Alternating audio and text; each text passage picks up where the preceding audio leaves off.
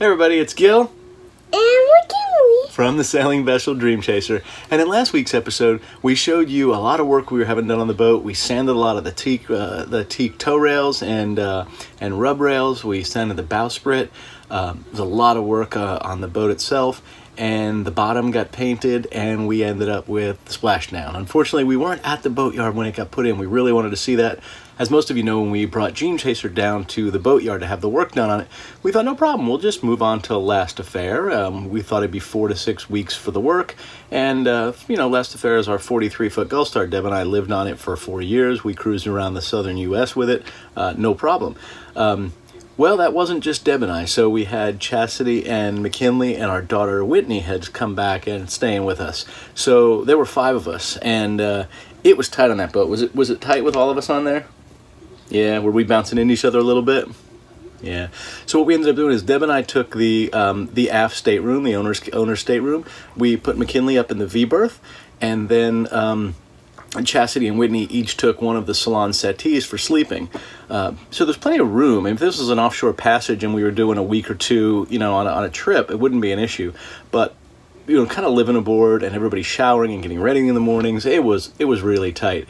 And we were starting to find ourselves after 4 weeks, Deb and I'd be like, all right, let's get a hotel for a few nights, we'll go get a 2-bedroom room at like the Residence Inn or something like that, or a Staybridge Suites, one of those places with a little kitchenette and 2 bedrooms and a little living area. So we looked at these other options like renting a house for a little bit of time, and it just to get a 3-bedroom small home furnished, it's not easy to find. When we found one, they'd run $500-600 a week.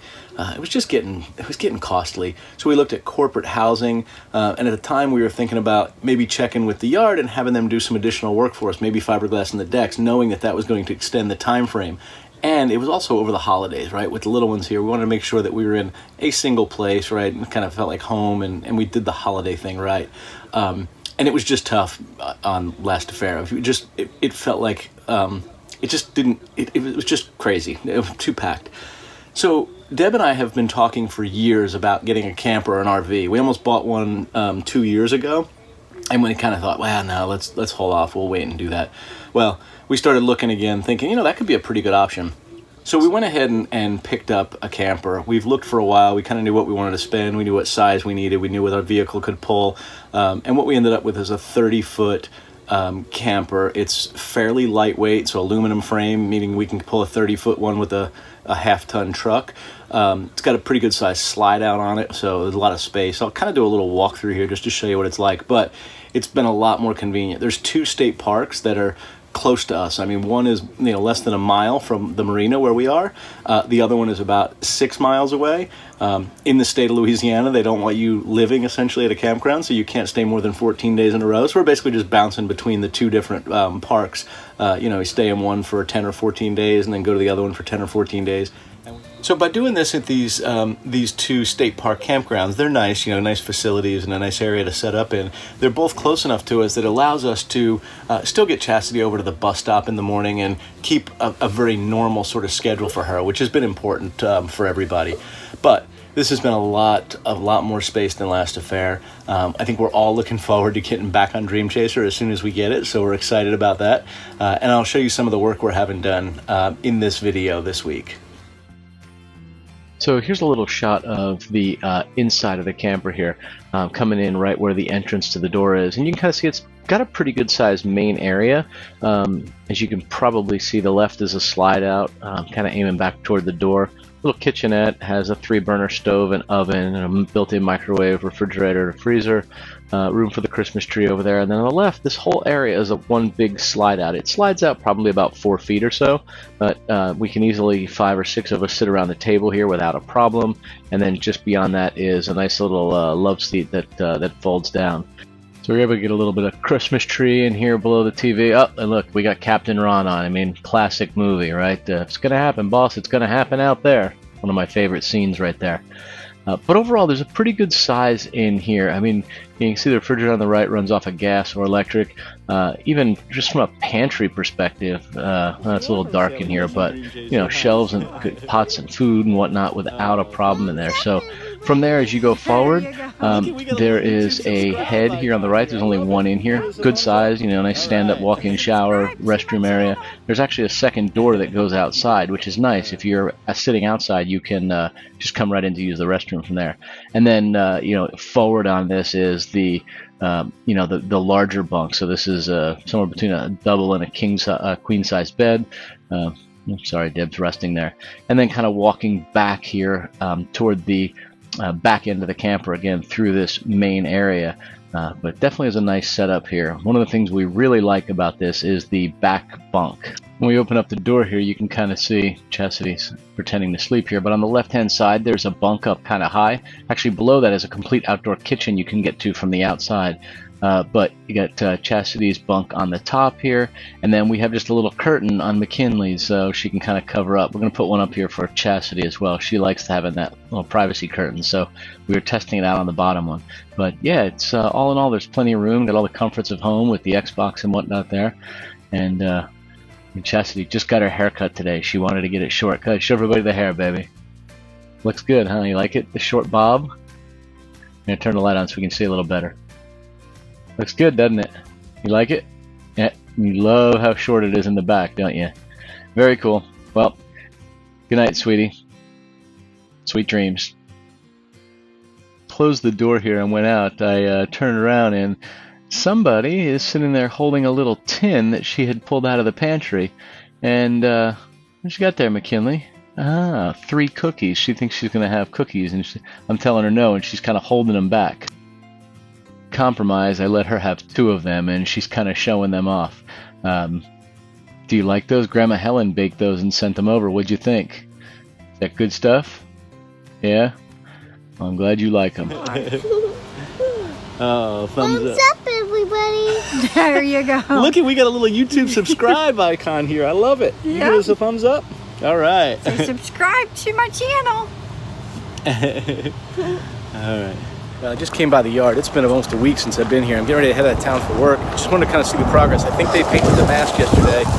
Said it might need to adjust the color. Didn't quite get it matched right, so they're going to do that again. But let's take a look and see what's going on. So Michael had sent us pictures earlier in the week of the primer coat they put on the mast. And you can see here they went ahead and did the first coat of paint on it. It's a yellowish color. We wanted it to match the main mast. So that's what they put together here. It looks pretty good. I mean, he told me about a few flaws, so I knew they were there. I noticed this little spot on the mast. Looks like they welded an aluminum plate on there. I'll have to ask them what that's for or see what they mount here. Go by this morning and kind of see the progress they've made. They put a giant tent over the top of the deck so they could begin grinding and sanding on the epoxy that was holding the old teak decks down. And they're starting to fiberglass in the small edge that goes up to the bottom side of the tow rail. So I'll show you a little video of what that looks like. I just popped by today while they were working on it. 24 grits, what they're having to use to grind that stuff down. It's pretty rough stuff. So they've ground some of the deck, but what I want to show here is this is the edge of the deck and the gunnel. And you can see that darker area. They sanded the inside of the gunnel all the way down to the bare wood. There's a small decorative piece of wood there. And they ran fiberglass from the bottom side of the tow rail down onto a few inches of the deck. What's interesting is they filled this little channel in here with some material so that it's sort of flush. In other words, there's no longer this little divot like you can see on the right. And I'll explain this more when we see more of the deck. They sent us a photograph of the mast yesterday, and it was funny. Michael sent a picture of it and just said, other than the runs and a mismatched color, we did good. And then he went ahead and said they're redoing they're sanding down a little bit where they had a couple of runs, and they're actually going to repaint the mast. They didn't quite match the color, the same as the other one. So, I love the fact that he comes to us with, hey, I just did this, made a little mistake, going to correct it. I think that's that's cool. People make mistakes. I don't care about that. I love the fact that he makes it right. Without me asking, by the way. The astute will have noticed that I was in an airport in that last scene, and as we went through our layover, I noticed the de-icing truck outside. So it was a little disheartening. I accidentally checked the weather incorrectly and typed in a 3-digit airport code for New Orleans rather than Minneapolis. So I flew to Minneapolis thinking it was going to be as warm as New Orleans. But once I got there, it was kind of cool. I went through the little habit trails downtown. Walking through the offices, or what I call the habit trails in Minneapolis, and I hear this lovely sound. Let's see what...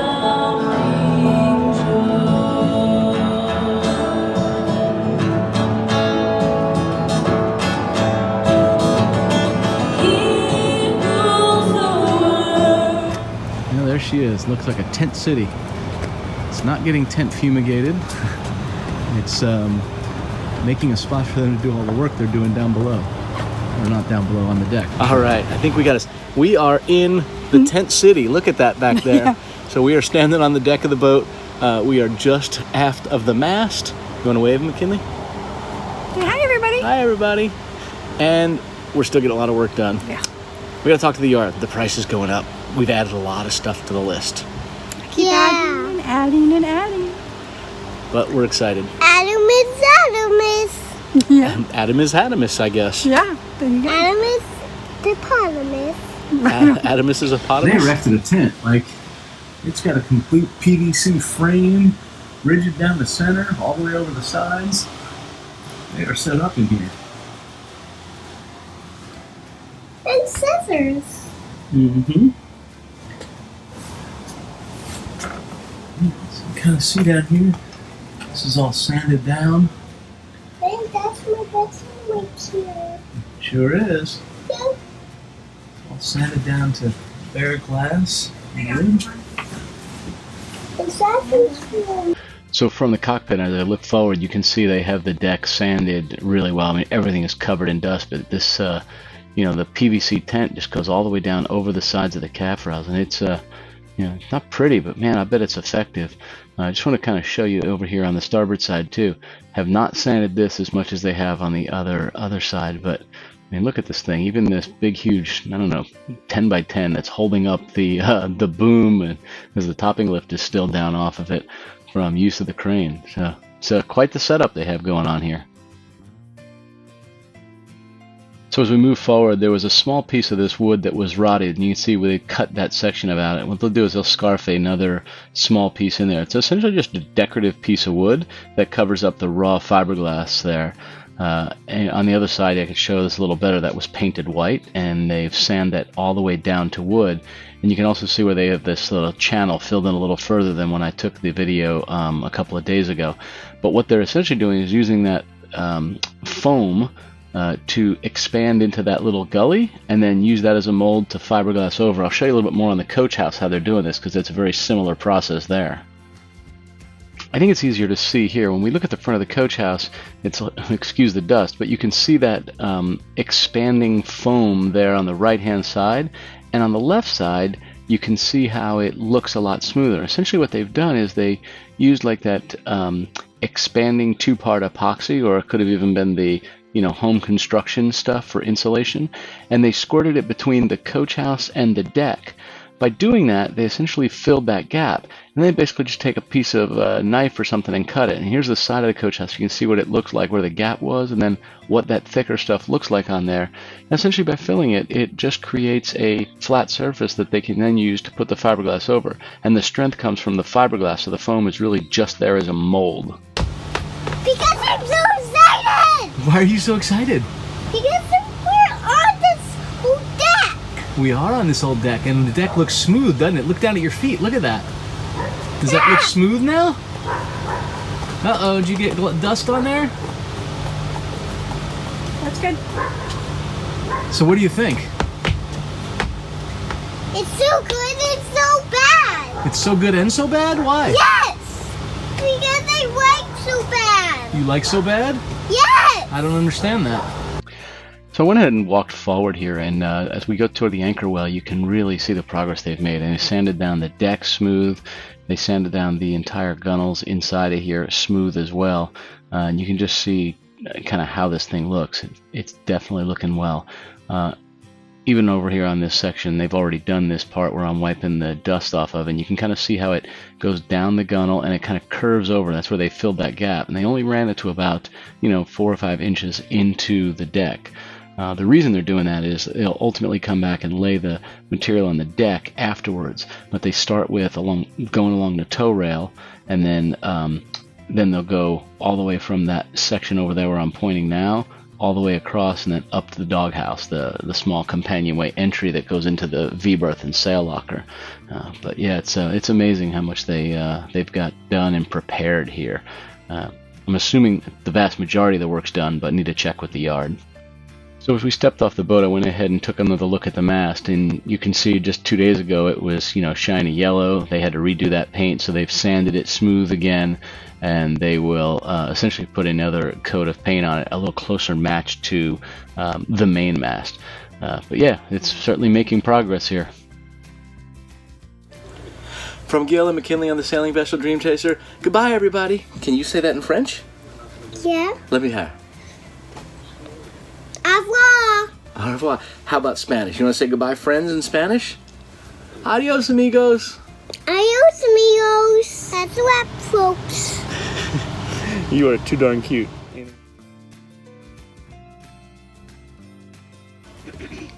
Bored. I'm bored. You're bored?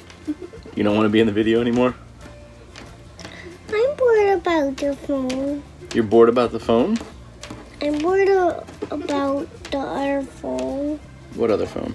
The other phone you just watched that Starbucks. Yeah. You just won't seem to forget that, will you?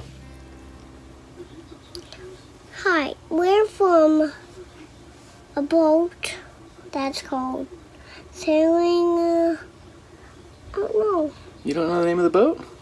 Sure you do. What's the name of our boat? No. Is it Little Miss? No. No. Is it... Alright. It's gonna be... The boat is black. Yeah, it's black and white, isn't it? What color's the bottom under the water? Do you remember? Red. It is red. So do you like it? Did you like it better when it was green, or do you like it better now that it's black and white? And red. Yeah. I like red the best. You like the red the best? I like 3 of those colors. Which 3?